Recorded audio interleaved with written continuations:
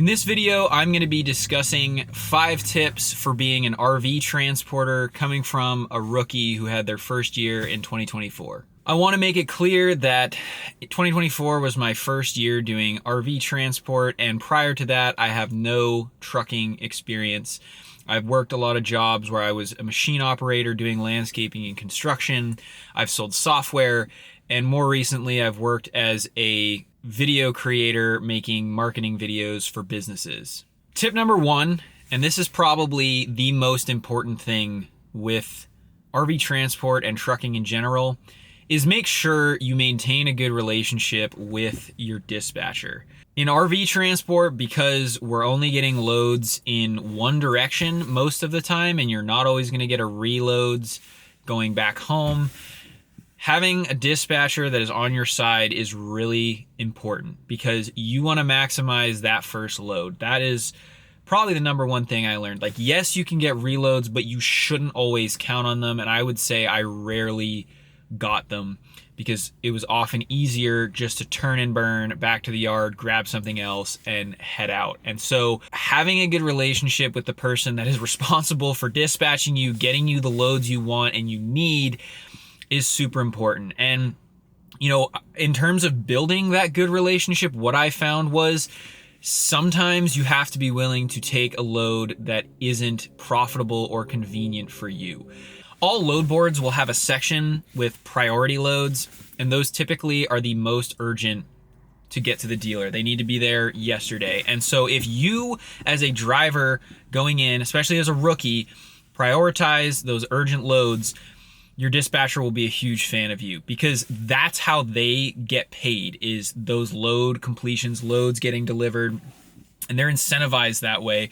So you have to figure out how they're incentivized, how you can align what you're doing with their incentives, and then they'll be your biggest fan. And it works both ways. You know, I found when I focused on priority loads, if I couldn't take a priority load and I really wanted another load, or I wanted one that paid really well, my dispatcher would often go above and beyond to get me the load I wanted. And I know some people in the industry don't like that because at a lot of companies, dispatchers have favorite drivers, but I think it's kind of unrealistic to assume that there's not going to be some sort of office politicking that goes on at any business, even a small business, right? Like, it's kind of a over idealized view that people have, like, oh, you shouldn't play politics. It's like, well, we're human. And humans are manipulative, they're conniving, they like to play favorites, and they like to have themselves look good. And that's just human nature. And so I think, yes, while a certain level of politicking is bad, you need to make sure that your dispatcher is your biggest fan and advocate, because at the end of the day, they are your gateway into the office. And this really extends to other people in the office. So, you know, we have like a safety department or a log department or a claims department. And whenever I talked to them, I made sure that I got them what they needed quickly. And I was respectful and polite and, you know, just like be a nice person. It's not that hard. The next one's going to seem like a no-brainer. Tip number 2, because it's what this channel is about. Maintain your truck. That is huge. And I think it just goes beyond changing your oil, regular intervals. You know, what I found was you really start to value your time more. You know, I get a lot of comments all the time about people being like, oh, you should change your oil every 3,000 miles. It's like, yeah, well, if I'm driving 12,000 miles a month, I'm not going to spend my time every week changing the oil every single week if I don't need to. Not to mention, it's a waste of oil and a waste of money. Because at one point I did the math out, and even if I was buying like Shell Rotella T6 5W40 from Walmart and ordering the Ford Motorcraft filters or a cheaper Donaldson filter, I would still save about $1,500 a year if I used the AMSOIL and changed it every 12,000. And that's not including the opportunity cost of me spending my time changing the oil. I think people forget about that a lot. It's like, yeah, you do save money when you change your oil, but that's assuming your time is worth nothing. Like, are you worth nothing? Like, if I took up an entire day of your time, Would you be like, oh yeah, that was like zero, like I lost $0 that day? And that's how you have to start thinking, is like downtime, time spent on break, time spent working on your truck is lost money, because you're getting paid per mile, and every hour that you're not running miles, you're not getting paid. And it is kind of brutal to think like that, but it's how you have to run in order to do the job. And it is somewhat dehumanizing, yes, because you're basically just trying to be a machine, and you're trying to make your truck, the actual machine, run as much as possible with the least amount of downtime. And so, yeah, it's just kind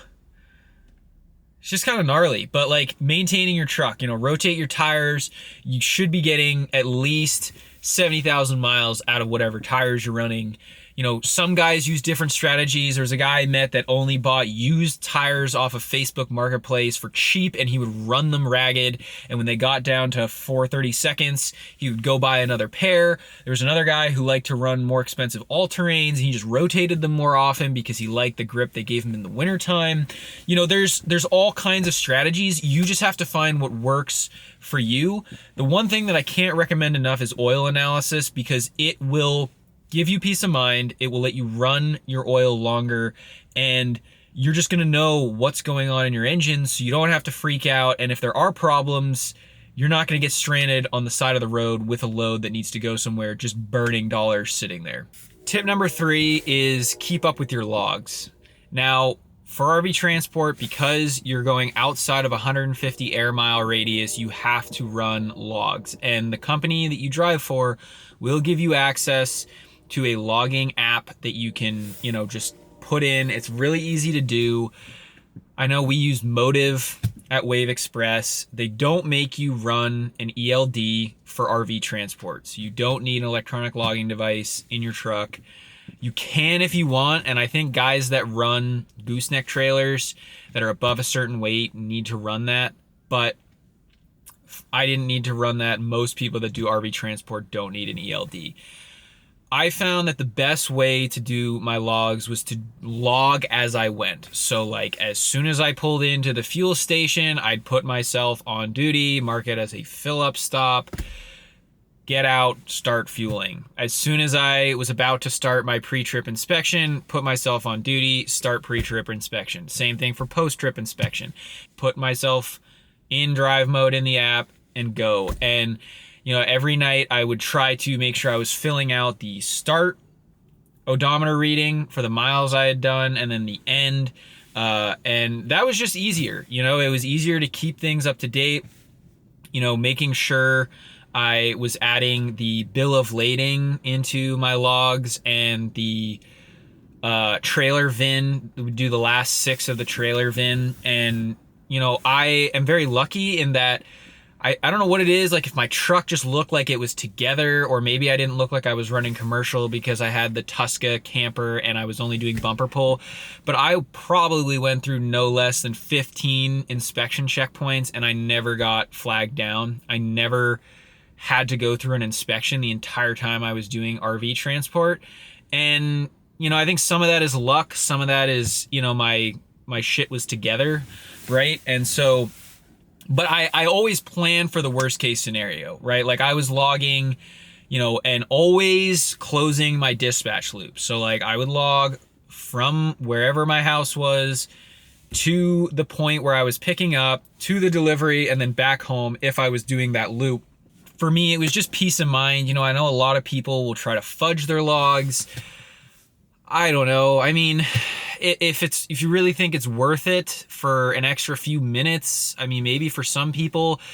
I just found that giving myself ample time to do the drive with a trailer was important, and it kept it low stress.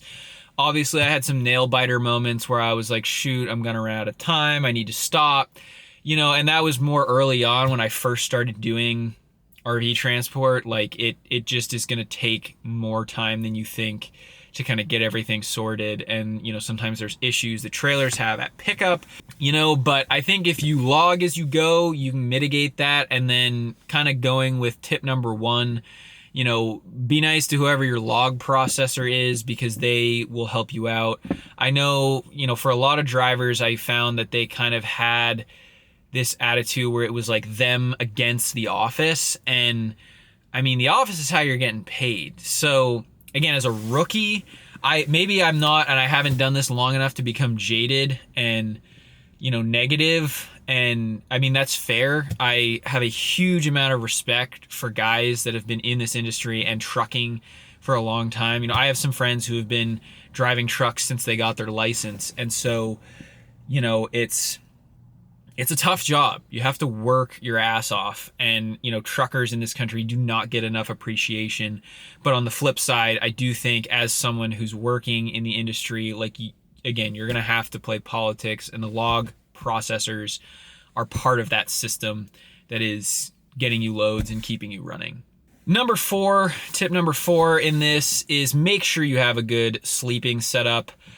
This, in my mind, should be really tip number one, is probably the most important, because the number one thing keeping you safe out on the road is you.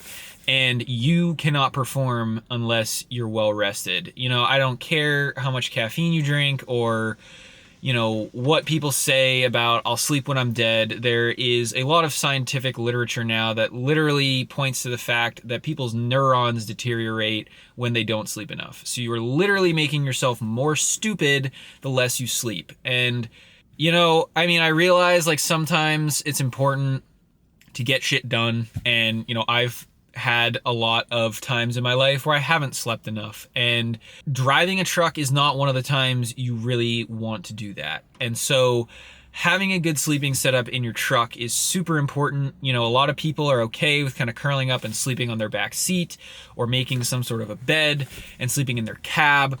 I was very fortunate in that I wasn't towing fifth wheel, and so I could put a little camper in my bed, and that made my sleeping situation much better. But don't skimp on your sleeping setup, because sleeping is one of the main things that is going to keep you alive when you're driving, because there's a lot of times where you'll feel fine, but you're a lot more tired than you think. This last tip is more focused on the business side of running a RV transport business. So tip number 5 is I think people should run a profit first accounting model. And what I mean by that is, if you're going to do RV transport, you should set up a business bank, and you should bucket your accounts in that bank into categories for your various business expenditures and accounting categories. And so what I mean by that is, for example, when I get a check, that check is separated into buckets as soon as it hits my bank account. I use an online small business bank called Novo Bank. They're great. They don't have any ATMs, but they pay all your ATM fees, so you can use any ATM and they will reimburse you for that. They are great. I really like them. So as soon as a check hits the account, it gets separated into categories. So I'm doing 5% to profit, 15% for taxes, 20% for my owner's salary, and then 60% stays in the account to pay expenses. Think fuel, food, truck repairs, cell phone bill, if I stayed in a hotel, right? That is huge. And so I think that was really what led me to this year de-leasing in the off season, because the rates weren't enough to even pay me a reasonable amount from that distribution. And, everyone's distribution could be different. Like, you might find, hey, I have enough write-offs, I could set aside 10% for taxes, right? But the way I look at it is, if you're setting aside 15% all year, if you do have a lot of write-offs and you don't have to pay a ton in taxes, then you give yourself a bonus of that tax money that you've set aside. And it's much better to have that problem than it is the opposite, which is not having enough money to pay your taxes. 5% profit, again, that 5% I save for 3 months. So I run quarters in my business, and then I pay myself a bonus, and that profit is that 5% of everything is my benefit for running the business. The 20% salary is definitely low. I was spending, basically covering all my expenses for my business out of that account, including my food. And so, when I was on the road, it was food, fuel, all my truck maintenance stuff, any modifications. I run also for my film business, all my camera equipment, insurance, liability insurance, commercial truck insurance, right? And it just adds up. And so I think if I didn't do any mods to my truck this year, I probably could have had like 40% expenses. But typically, your diesel would amount to about half of what you make doing RV transport, and that was with the Open Roads fuel discount card. So if you don't have a fuel discount card, definitely think about getting one. That could be a bonus tip, honestly. Bonus tip, get a fuel discount card, because that will also improve your margins. For running a business like RV transport, when the margins are really thin, you need to be able to make a go or no-go decision on whether or not it's worth it for you to continue. And Profit First will tell you whether it's worth it to continue. Because for me, making 20% of $1,000 when I'm gone for, 2-3 days at a time, or like at one point it was like weeks at a time, only making 20% of that, so a couple $100 to sleep in my car, really wasn't worth it. And so when rates went down, that was a pretty good indication to me, okay, this isn't worth it anymore, because I know that I'm not willing to do this for less than X amount. And so running this model can be super helpful. If you don't want to run the model, that's totally fine. Just do something to make sure you know what your margins are, and make sure you're taking out at least something in taxes. Because yes, there's a lot of guys on YouTube that talk about with trucking, like, oh, I don't pay taxes. The tax man is going to find you one way or another at some period in your life. And it's just better to make the habit now than it is to wait for something bad to happen with the tax man and be scrambling. That's all I'm going to say, right? Like, write-offs are definitely a thing. I keep track of my mileage, keep track of all my expenses. I write them off, but man, it's just better safe than sorry, because you can get in a pickle real quick. And yeah, I won't even start with my opinion on the IRS and other 3-letter agencies, but use Profit First. Tip number 5. And we'll just do a bonus tip, but I mentioned it earlier, fuel discount cards, typically through your Comdata card, which is kind of how you get paid doing this. Your company will have existing relationships with truck stops, and one of the biggest things you can do to get the most out of that is making sure you have a large fuel tank. A lot of guys like to run like a 90-gallon in-bed fuel tank, and I think those make a lot of sense. I liked the S&B 60-gallon because I liked having my bed fully available, because I was stupid and bought a short bed truck. I still wish I had gotten a long bed, because they're just way more useful. Anyway, yeah, get a fuel discount card and get a big fuel tank. I wish I would have started doing RV transport with that, because you're not going to get crazy good fuel economy towing campers. They suck. They're tall. They catch all the wind. Even if the thing only weighs 6,000 pounds, I found my fuel economy was getting halved. So I'd get anywhere from 10 to 11 miles per gallon on average over a trip on I-80 or I-70. So just be aware of that. And get a big fuel tank. Make sure you have a fuel discount card, and having a bigger fuel tank will let you plan your stops better, because when I had my measly 34-gallon tank, I was like stopping every 3 to 4 hours, and it eats into your log time because you're on duty for 14 hours. But like, if you're stopping a bunch, that's eating into your on duty time. If you're, I don't know, if you're going through a section of the US that has expensive fuel, like in Pennsylvania, if you have a big fuel tank, you can just bypass whole states. Sometimes I wish I had a 90-gallon tank so I could bypass all the Midwest states that have biodiesel, because I hate biodiesel. But yeah, just, get your fuel situation sorted by getting a discount card and a bigger tank. Thank you for watching this video. I want to make it clear that I am indeed a rookie. This was my first year doing RV transport, and these are the tips that I wish I had known when I started. I did learn from people. There are a lot of really good people in the industry that have done it for a lot of years. Tons of guys I met that had trucks that had 500,000 or more miles on them, and they'd been doing it for 8 years, 10 years, 20 years, and were very welcoming and willing to share their advice. So this is kind of the distilled tips that I learned that I wish I had known right when I started, and it took me a bit to learn. So I hope this is helpful to you. I wish you best of luck if you're thinking of doing RV transport, and yeah, stay safe out there. Cheers.